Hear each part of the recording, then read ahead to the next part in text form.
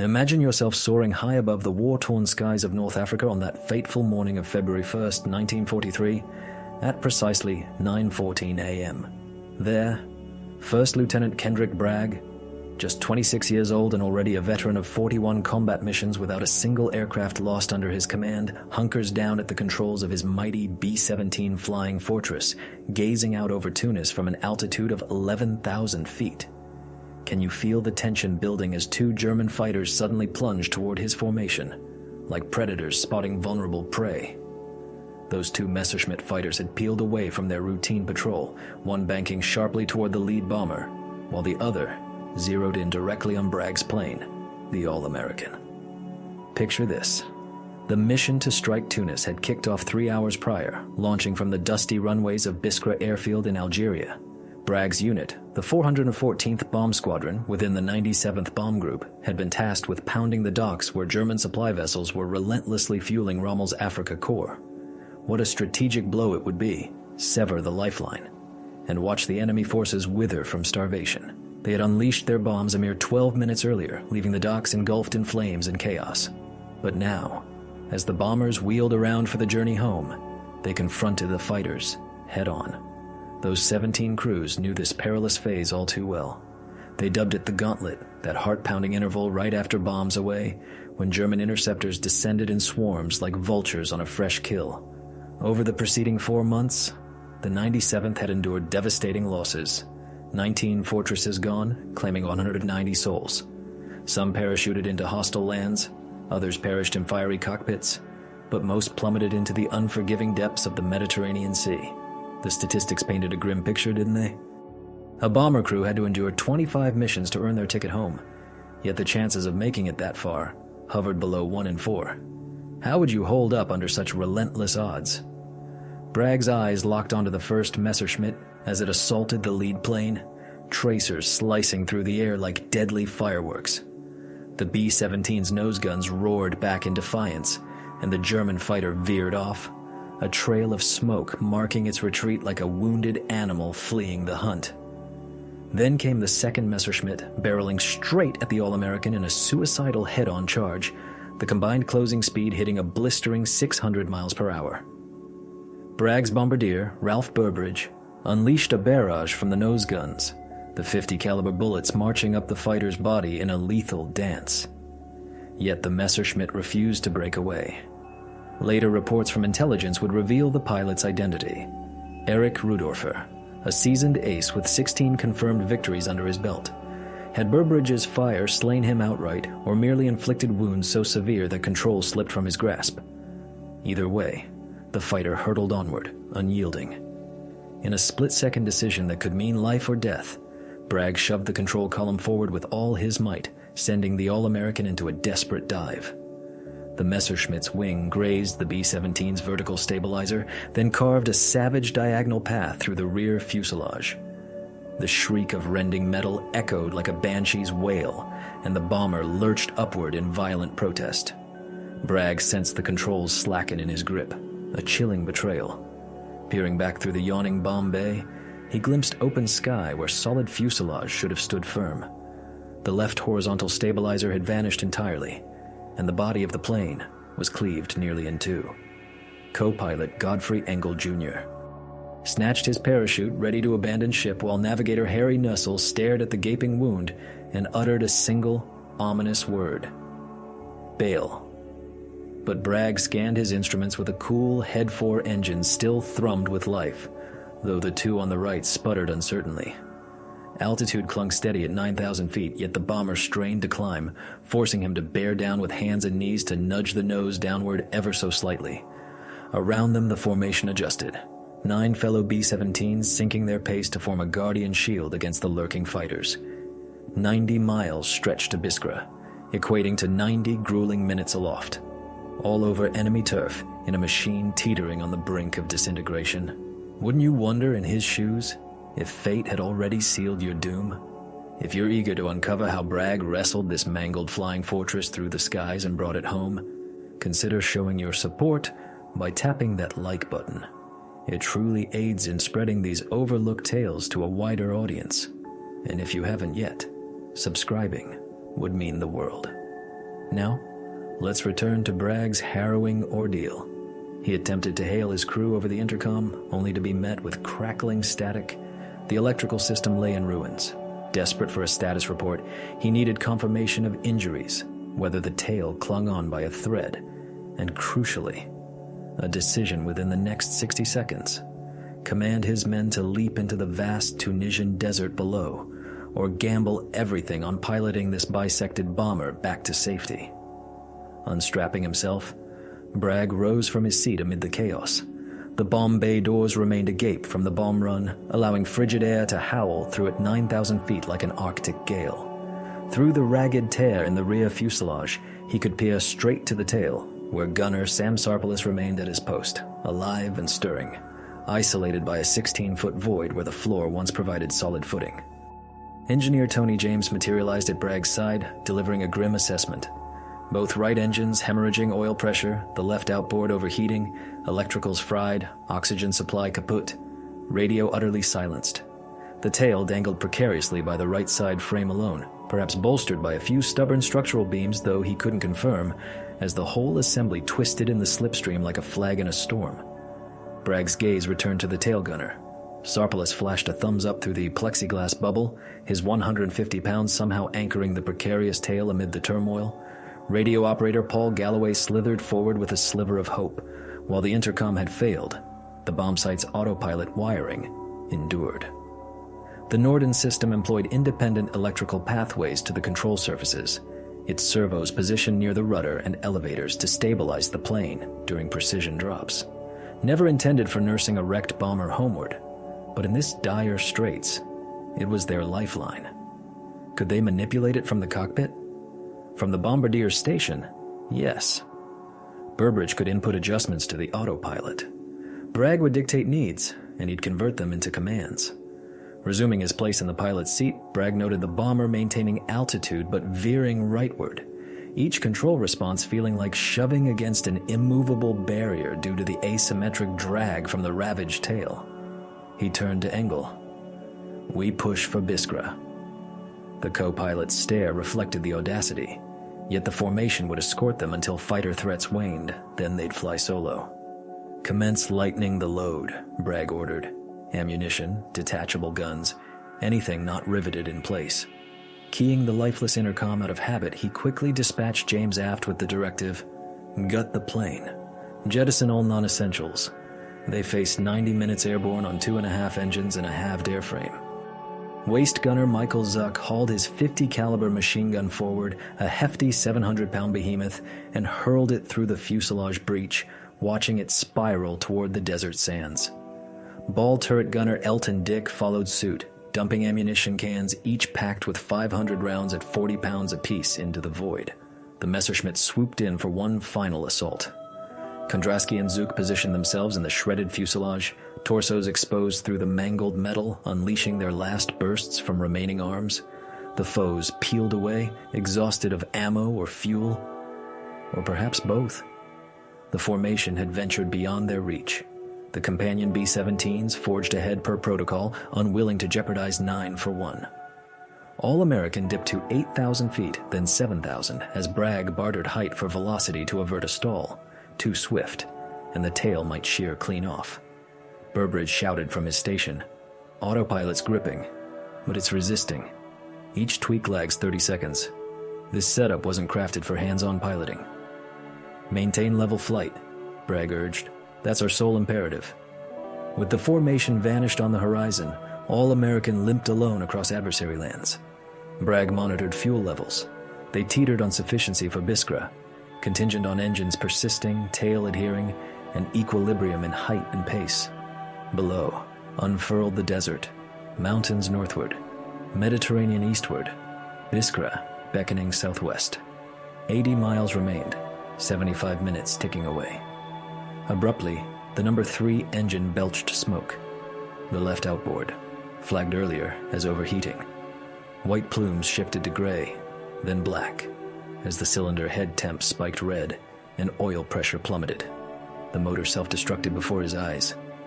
Yet throttling it down meant forfeiting vital power.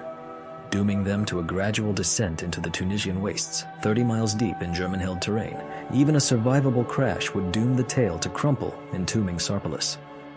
At 7,200 feet, number 3 seized, its prop freewheeling briefly before locking stiff, yanking All-American into a left bank. Bragg stomped right rudder to no avail, cables sundered. He advanced the right throttles instead, righting the craft via uneven thrust.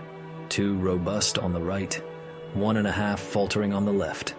The plane yearned to corkscrew, but Bragg countered with throttle finesse and relentless forward yoke pressure, his knees throbbing, hands vise-gripped on the controls. Engel eyed the altimeter. Dropping 100 feet per minute, distance to Biskra. 68 miles, 62 minutes at this clip.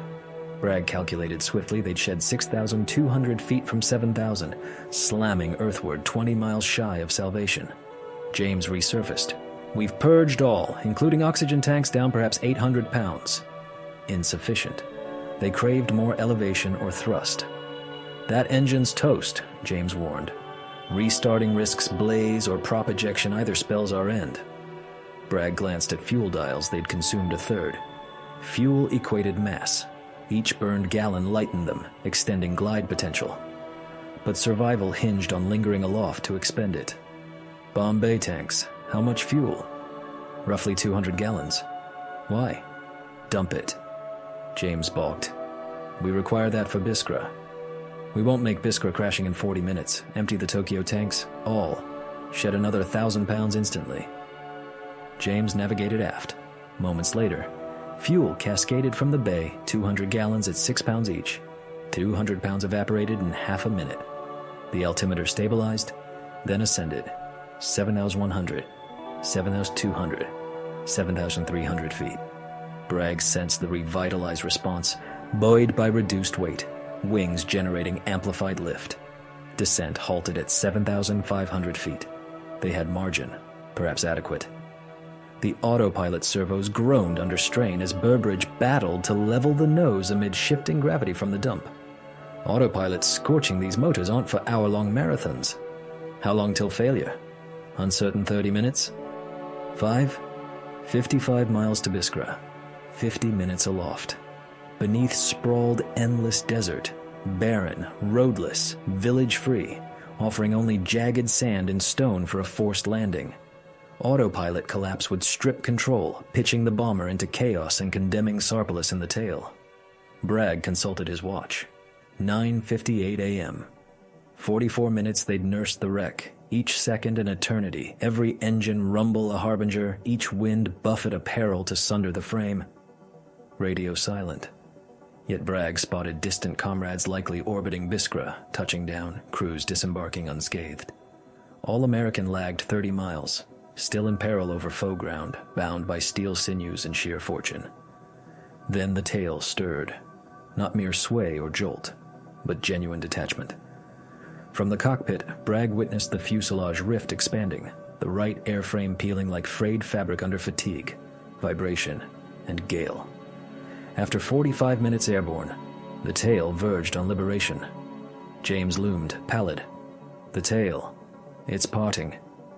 Bragg peered aft. The section undulated autonomously, akin to a serpent's coil in current. Full severance would send the bomber spiraling. Forward 9 might parachute in seconds, but Sarpolis and his domain faced oblivion. Parachutes on everyone.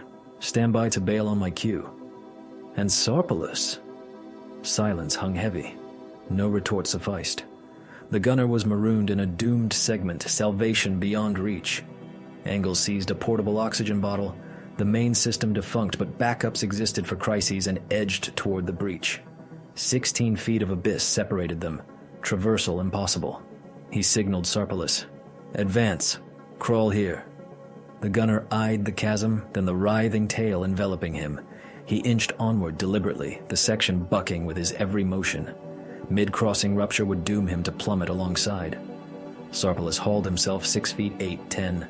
He attained the tail's fringe where scant linkage endured to the fuselage. Extending an arm across the void, Engel strained outward. Their grasp fell short by 3 feet.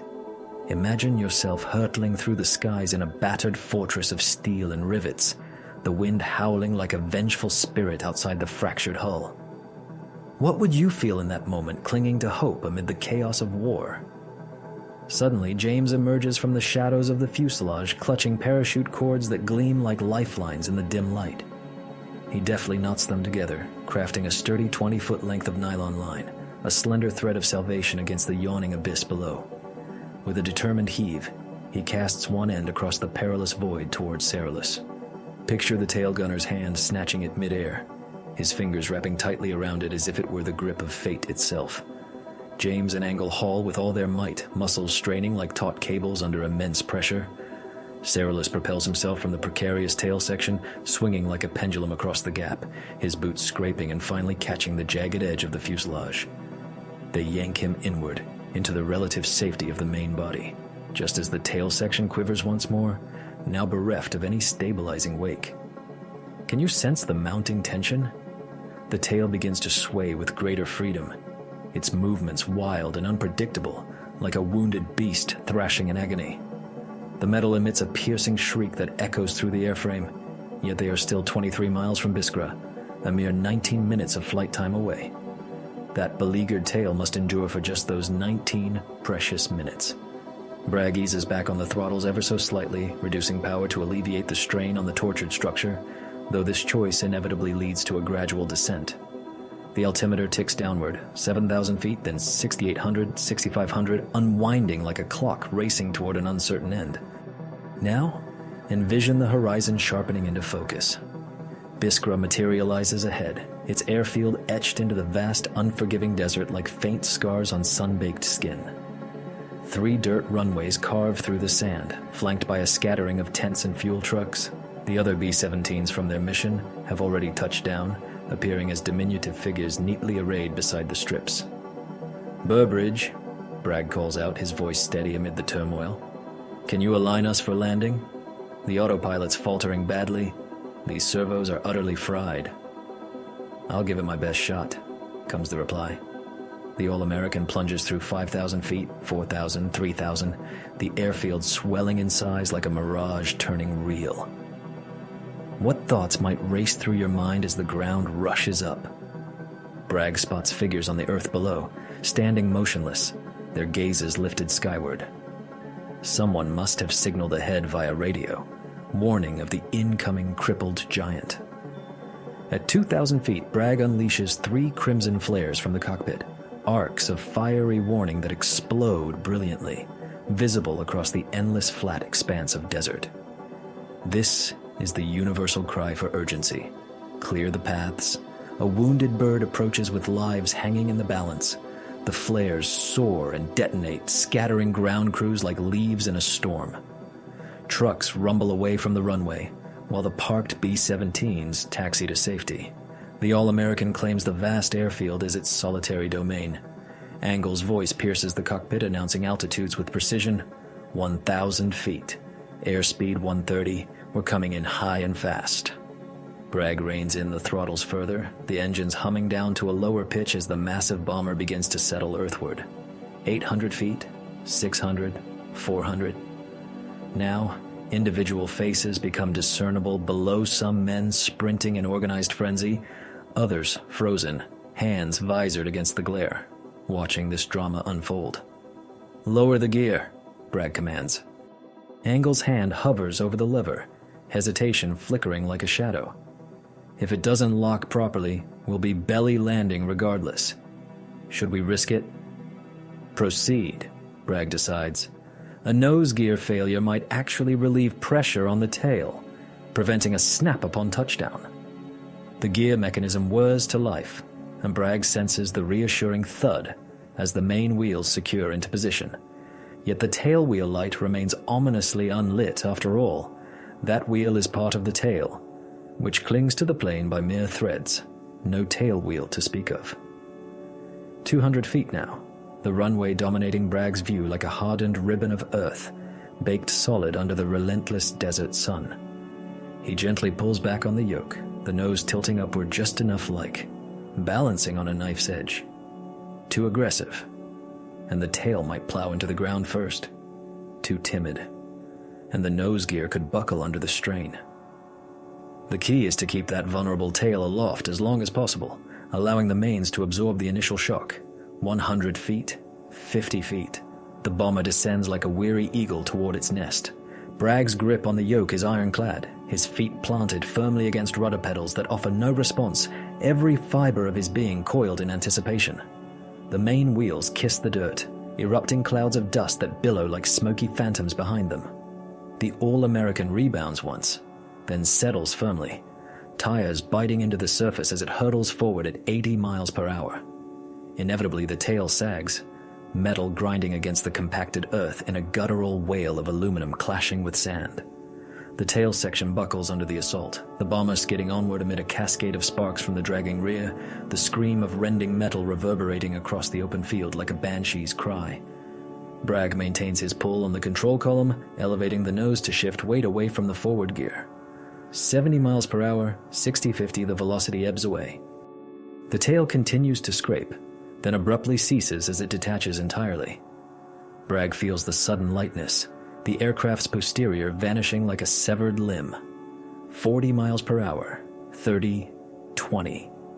Finally, the All-American grinds to a halt 800 yards along the runway, engines still throbbing with residual life. Bragg remains rooted in his seat, hands fused to the yoke as if by some invisible force, his legs trembling from the ordeal. Angle leans in, gently dislodging his fingers one by one. James materializes from the rear, his voice carrying a mix of relief and awe. Everyone's accounted for alive. No wounds. Ceralis is safe. The crew's disembarking now. Bragg rises unsteadily, his knees threatening to give way after 4 grueling hours aloft. The final 90 minutes, a symphony of unrelenting strain that has left his body knotted and exhausted. He navigates aft through the fuselage. The bomb bay yawns empty, the waist area stripped to essentials. Then he confronts the massive breach, a gaping wound allowing a clear view straight through to the runway beyond. The discarded tail lies 200 yards distant, toppled on its side, vertical stabilizer twisted, horizontal one absent, yet recognizable as a fragment of the aircraft from mere moments ago. Bragg descends via the fuselage rift, his boots crunching into the warm dirt. Ground personnel swarm toward the hulk, an ambulance screeching to a stop nearby, medics spilling out with stretchers at the ready. Burbridge signals them away. "Stand down. We're all intact. No casualties." The medics glance from the mangled bomber to the crew, then back again, one voicing the incredulity etched on every face. "How on earth?" Bragg strides rearward to survey the All-American from afar. The iconic image that would soon spread like wildfire through Air Force bases across North Africa was captured just 10 minutes later by Lieutenant Charles Cutforth from a fellow B-17. Even without that snapshot, the devastation screams for attention. The left horizontal stabilizer utterly vanished, sheared clean at its base. The vertical stabilizer marred and battered, the rudder clinging by threads. A slanting laceration scars the fuselage from the upper turret down to the tail's former junction. A translucent void where one can peer from side to side, sunlight piercing a 16-foot chasm. The right side engines, 2 of them, are obliterated, oil trails staining the wings like dark veins. The left outboard engine stands seized, silent. Of 4 power plants, only 1 emerges unscathed. The electrical network lies in ruins, oxygen lines shredded, radio fragmented into useless shards. Control cables dangle limply from the amputated tail. Navigator Harry Newell positions himself beside Bragg, drawing a compact camera to document the scene. No one's going to buy this tale without proof. The ground crew chief, Hank Highland, materializes. He's tended to the All-American since its arrival in North Africa 3 months prior. He circles the wreck deliberately, fingers tracing the jagged edges, peering into the abyss of the tear. He pauses at the isolated tail on the runway. "Lieutenant, how did you manage to pilot this thing?" "Norden autopilot," Bragg explains. "Direct control surfaces were out, so we relied on the bomb sight servos for those 90 minutes 87 to be precise. We jettisoned fuel for altitude, discarded guns and ammo to shed weight, and limped on uneven thrust after engine 3 failed." Highland surveys the crew. 10 souls, all upright, ambulatory, unmarked by harm. His gaze returns to the bomber. This machine had no business returning. The tail ought to have sheared over Tunisia. You all should be corpses or captives by rights. Bragg offers no rebuttal, for Highland speaks truth, defying every engineering formula, every aerodynamic axiom, every physical law. The All-American refused to disintegrate over hostile lands. Its survival transcended skill, preparation, or fortune. It embodied something profound about the B-17 Flying Fortress, rendering it the war's most resilient bomber. Grasping that essence would preserve countless lives in the ensuing 2 years. The Boeing visionaries who conceived the B-17 in 1935 embraced a pivotal choice absent in rival designs: a semi-monocoque fuselage fortified with robust longitudinal stringers and profound circular frames every 20 inches. Unlike peers that burdened the outer skin with primary loads, the B-17 prioritized an inner framework, treating the skin as auxiliary. Thus, damage to sections allowed stresses to reroute via the skeletal grid, permitting the loss of major portions while preserving overall cohesion. The All-American forfeited its left horizontal stabilizer, the counterbalance to the bomber's forward-weighted design, yet the right one endured, and the aircraft's architecture granted sufficient authority from that solitary element to sustain flight. Marginally, but crucially, the fuselage, nearly bisected, clung together via right-side reinforcements. 4 primary longerons spanned its length. 2 perished in the calamity, leaving the survivors to shoulder the burden alone. Unintended for such duty, they persevered for those 90 minutes. Engines affixed to a wing spar threading through the body remained unscathed by the impact, wings secure, propulsion intact. With wings in place, flight endured. Within days, right field engineers descended on Biskra, meticulously gauging each ravaged part, imaging every fracture, computing the endured forces. Their findings raced back to Boeing and America's aviation forges. Revelations sparked swift evolutions: bolster frame robustness, incorporate backup control pathways, engineer for cascading redundancies. Craft vessels capable of shedding 30% of their form yet ferrying crews to safety. Yet the All-American saga pressed on. Biskra's mechanics labored 6 weeks, forging a fresh tail, grafting new fuselage ribs, restoring the left horizontal stabilizer, swapping twin engines, rethreading electrics. By mid-March 1943, she breathed airworthy once more, transferred to the 352nd Bomb Squadron, 301st Bomb Group. She assaulted targets over Sicily, Italy, the Mediterranean expanse. This phoenix, destined for the scrapyard, soared another 2 years. Subsequent crews noted her quirks. The mended fuselage hummed with vibrations. Rebuilt empennage birthed excess drag. Slower, less agile than kin, yet she flew, delivering airmen homeward. By March 1945, tallying 118 combat sorties quadrupling the 25 mission tour threshold, the All-American had braved interceptors, anti-aircraft barrages, tempests, breakdowns, and that fateful aerial clash. On March 6, 1945, at Italy's Lucera airfield, technicians deemed her irreparable economically not from the ancient collision scars, long mended, but from the cumulative toll of 118 outings. The frame wearied, engines fatigued, systems faltering. They disassembled her for parts, power plants repurposed, gauges redistributed, hulls segmented into aluminum salvage. By March 10th, the All-American ceased as a unified entity. Her legend, however, persisted. Lieutenant Kendrick Bragg undertook 23 additional sorties post-February 1st, wrapping his tour in June 1943 before stateside return. He shunned the spotlight on the All-American, granting no interviews, penning no recollections. Imagine the tension reaching its peak in that shattered sky over Tunisia on February 1st, 1943, as co-pilot Godfrey Engel Jr. stretches desperately across that yawning 3-foot gap, his fingers straining toward tail gunner Sam Sarpelis, who clings to the edge of the fracturing tail section like a man defying gravity itself.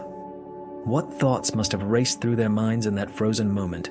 The roar of the engines, the howl of the wind through the torn fuselage, the knowledge that one wrong shift could send the entire rear plummeting to the desert below?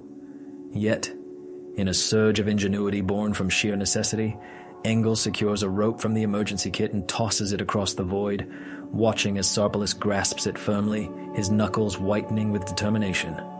With a heave that tests every muscle, Engel hauls him forward, inch by perilous inch, until Sarpalis tumbles safely into the forward section, gasping but alive, his weight no longer the sole anchor holding the tail in precarious balance. Can you picture the relief washing over the crew, mingled with the unrelenting fear that the bomber might still betray them at any second?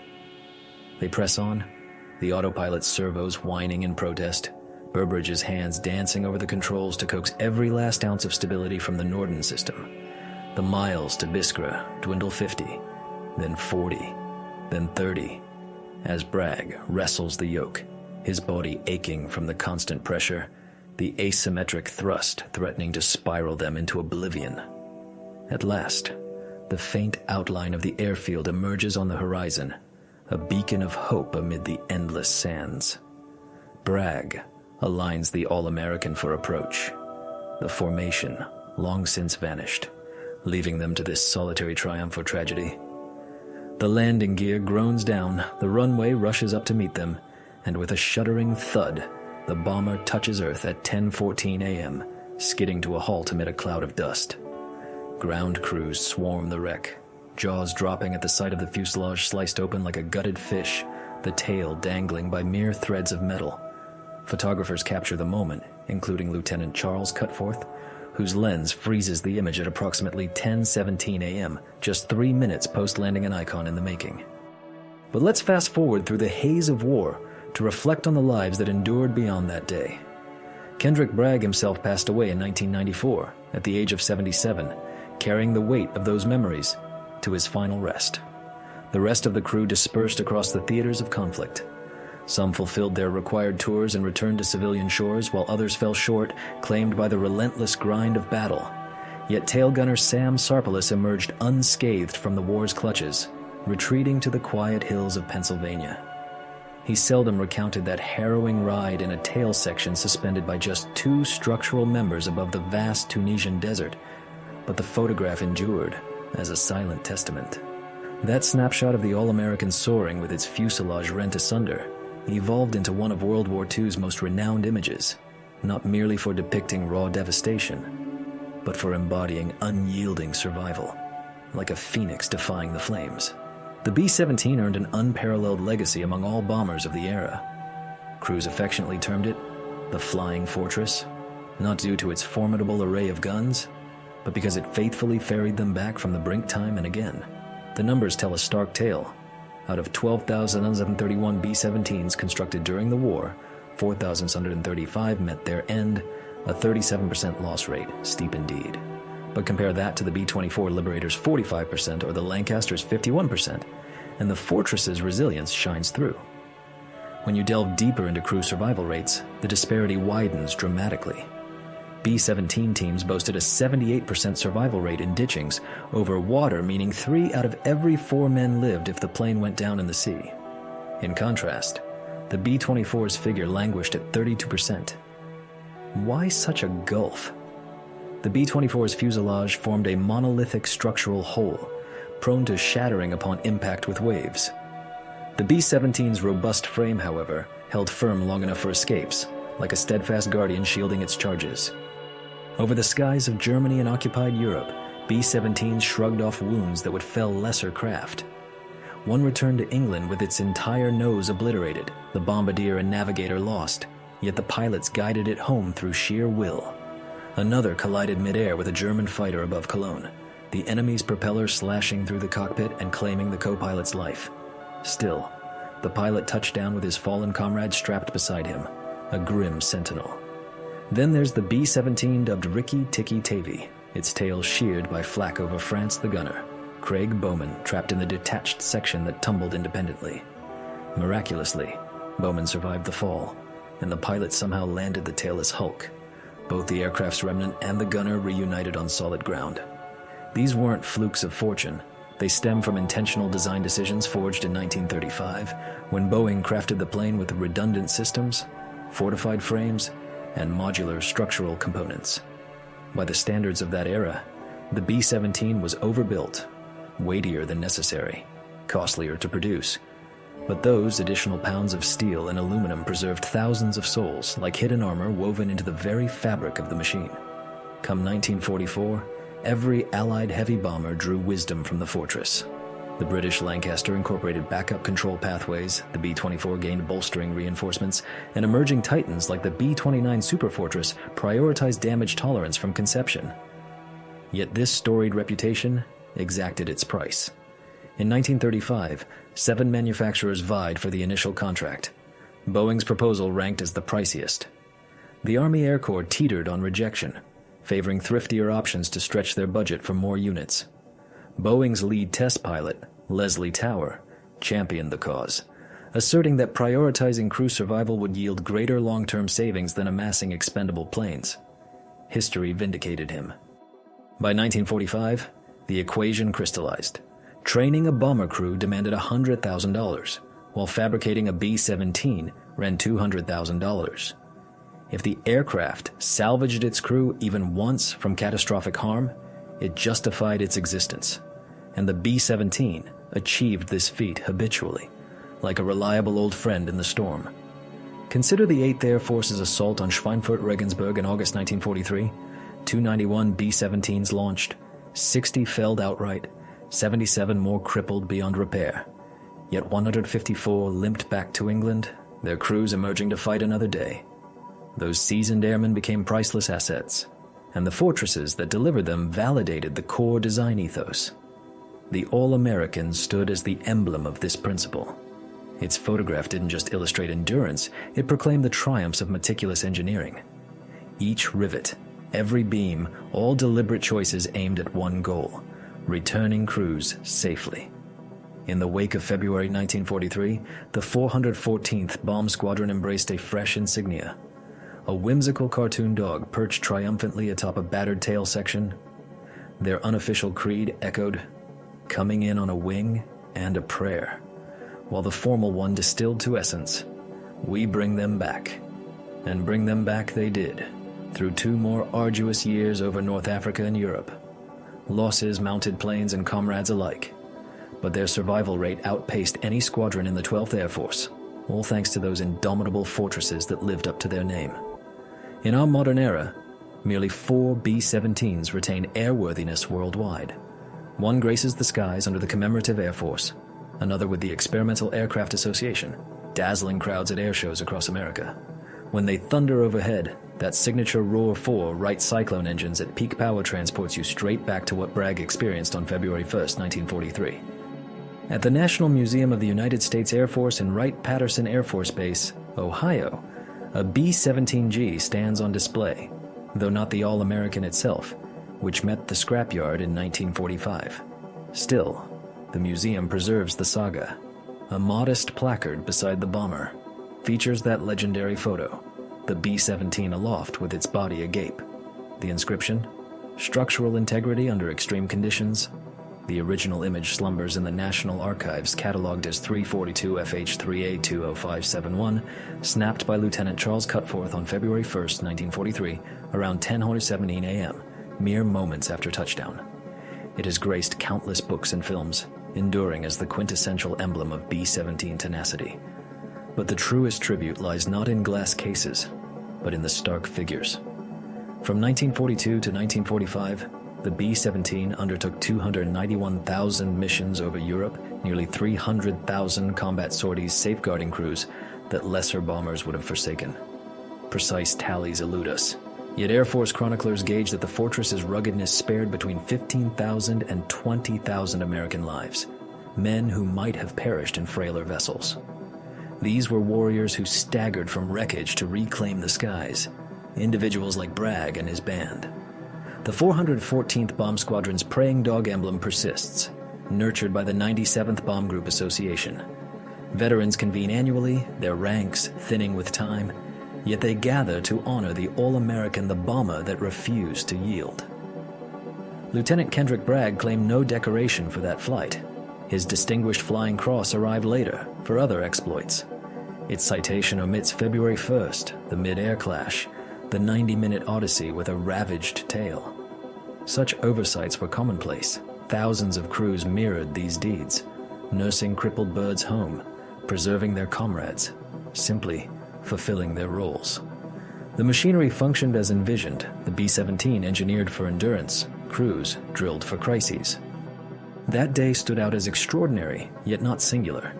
What elevated the All-American was the photograph, tangible evidence of the fortress's mettle. It reshaped engineering paradigms, imprinting on every post-1945 military aircraft the imperative of battle resilience. Contemporary warplanes embed this as doctrine, and the All-American demonstrated its vital essence. The 10 souls who steered the All-American to safety that day dispersed post-war, weaving back into everyday existence families founded, vocations pursued. Most sealed their lips on service tales, emblematic of their era, duty discharged, home attained, forward marched. Yet they formed a cornerstone of the cohort that waged World War II, the builders of the B-17, the proof that free societies could out-manufacture, out-innovate, and vanquish tyranny. If this narrative stirs your spirit as profoundly as it does ours, lend a hand by pressing that like button. Each one urges platforms to unveil these tales to fresh eyes and ears. Subscribe and activate alerts. We're unearthing overlooked epics from shadowed vaults, daily chronicles of aviators, technicians, visionaries who preserved lives through alloy, valor, and ingenious blueprints. Genuine figures? Authentic valor? Share in the comments your vantage point. Hailing from the United States, Canada, Australia, our fellowship spans the globe. You're more than an observer, you're a guardian of these legacies. Reveal your whereabouts, share if kin served, affirm your presence, gratitude for your time, and for ensuring Kendrick Bragg and his comrades evade oblivion's grasp. These heroes merit eternal recall, and your role is pivotal.